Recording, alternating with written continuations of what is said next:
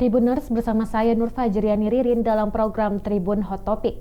Berita kali ini terkait terduga pelaku lempar benda misterius di rumah orang tua Veronica Koman.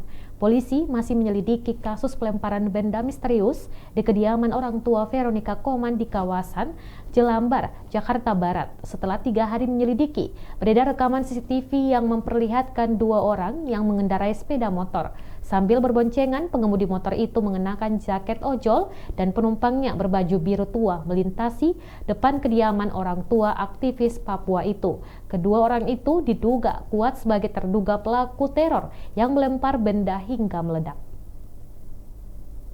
Kuasa hukum Veronica Koman, Mikael Hilman, mengonfirmasi foto terduga pelaku ke awak media. Dalam foto itu, terduga pelaku mengenakan helm berwarna hitam, berboncengan dengan menggunakan sepeda motor metik namun platnya sedikit buram. Selain itu, Hilman mengklaim bahwa benda yang dilemparkan itu adalah sejenis bom. Hal itu berbanding terbalik dengan penyelidikan sementara polisi yang menyebut benda itu sejenis petasan. Sebagai bukti, Hilman juga sudah menanyakan ke salah satu warga setempat. Berdasarkan pengakuannya, ledakan itu terdengar sampai radius 350 meter dari rumah orang tua Veronica Koman. Selain itu, Hilman meminta aparat penegak hukum menyelidiki secara profesional supaya bisa mengungkap pelaku serta aktor intelektual. Hilman menduga kuat jika aksi teror ini dilakukan sangat terstruktur.